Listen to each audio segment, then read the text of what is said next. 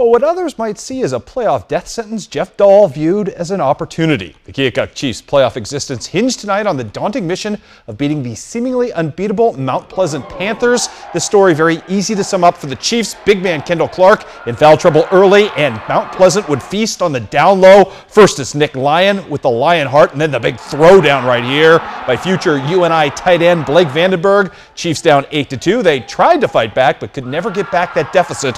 Here it's Kevin Jennings with the beautiful take and the finger roll. Johnny Dahl doing some work from the outside. The freshman letting fly with the long three, and Dimitri Galbraith, the senior, playing his last varsity game. Great block and 21 points, but the Chiefs go down to defeat. They lose tonight 57-38, which means the Iowa basketball season is done for KHQA. However, we do have some good news from Southeast Iowa. Congratulations to the Keokuk Chiefs, who are your girls' state bowling champs after rolling a combined 18-35 today. Yet another championship for that powerhouse program. We've got the South Shelby boys going for an outright Clarence Cannon Conference title. All they have to do is win on the road at Louisiana. Tim Fisher equal to the task tonight. He had 15 points, lighting up for three there. Then the big fella, Andre McClure, working down low, working free, and Louisiana could not block him or guard him or do much with the big fellow at all. Sean Richards trying to keep Louisiana in this game at home. Just too much of Andre McClure and company. Danton Harvey, a big night tonight as well, as South Shelby goes 9-0 in the conference and gets that win. 57-38 is your final. Other scores tonight on the boys' side: North Shelby a winner over Knox County. Clopton wins the Emo outright tonight, knocking off Community R6. And the Mark Twain boys get a nice win over Wellsville. On the girls' side tonight, it was Knox County picking up a victory, and the South Shelby girls losing on the road to Louisiana, which leaves us, believe it or not, with just one regular season game left on the basketball slate. But what a way to bring down the curtain, I should say, tomorrow night. Here's Ross Green. When you think of the Western Big Six, I think a lot of Quincy people think Quincy Rock Island. So I think this is certainly an exciting way to end the season, and for a share of the conference title. That's going to be a great atmosphere on Friday night, and senior night on top of that. So I think our guys are really excited about playing this one. But not long ago, this was a scenario that seemed somewhat out of reach for Sean Taylor's team. A pair of home losses to accompany a 1-2 start in Big Six play raised eyebrows among even the most optimistic of supporters. However, calling this finish a surprise is unheard of to these Blue Devils. We have a lot of talent on this team, so I wasn't necessarily surprised that we got to this point, but it was hard looking at all the losses that we had early in the year. I think that's the surprising part, that we started 1-2 and are able to give ourselves this opportunity, and now we just have to find a way to seize the opportunity. Now that we've put a stretch together, I mean, I don't think anybody's surprised of how good we can be, but we just got to get back to the things that we do well, and that's what's gotten us this far. And consider this: the Devils' 3 losses in conference play have been by a combined 10 points. A few different bounces of the ball, and Quincy may well have had the conference in hand at this point of the season. But forget the hypotheticals. QHS clearly isn't relying on luck after winning every game 8 straight since falling to this same Rock Island team over a month ago. There was a turning point.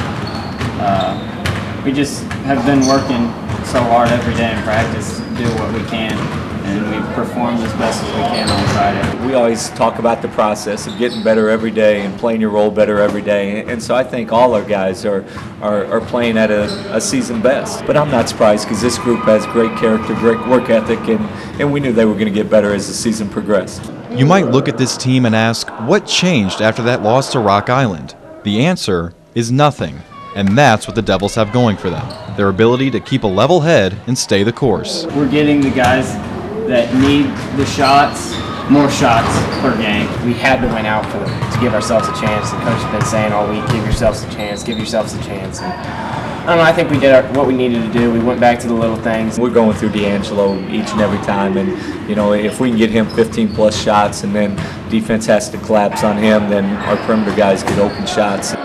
And it's not like the Devils will have any trouble finding 32 minutes of motivation on Friday night. After all, this is Rock Island we're talking about. We're going to battle just like every other conference game.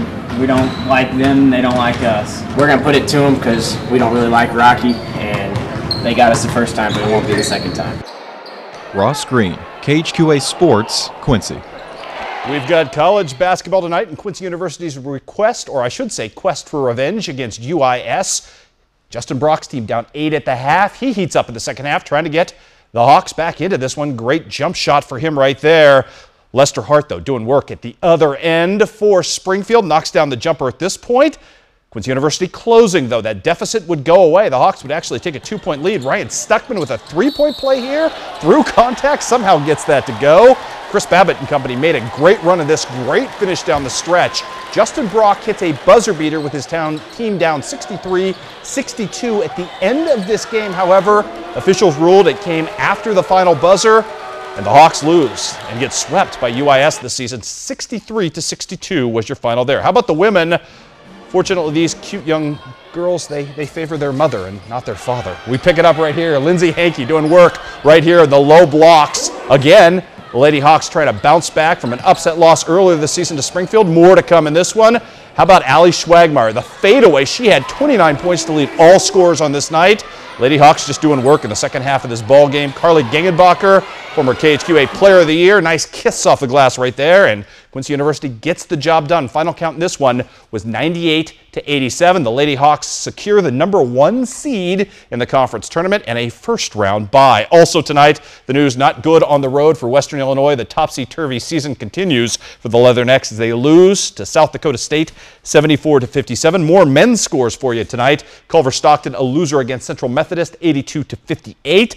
HLG loses to nationally ranked Columbia College 86-58 was your final there. On the women's side of things, tough loss with 11 seconds left. Central Methodist hits the game-winning bucket against Culver Stockton, though Culver still controls its own fate getting into the conference tournament. Also, Columbia College, nationally ranked as well, a winner over HLG tonight, 67-60 would be your final there. Coming up tomorrow night, one of the busiest and best Fridays of the year in high school basketball. We have got regional championships all over the place. We've also got in Missouri a district championship game for Hannibal against Mexico. All kinds of rivalry, all kinds of fun, and the big game Ross Green previewed for you tonight, Quincy High School versus Rocky, all right here on a super loaded sports final. Not to mention, I hear the Quincy Notre Dame girls have something going on this weekend as well. You know, how was that drive up in Iowa today? Really wasn't that bad. I made it up there, didn't see any snowflakes, but I got out of there early. I got chicken and left by 7:30, so there you go. Smart man. We'll be right back.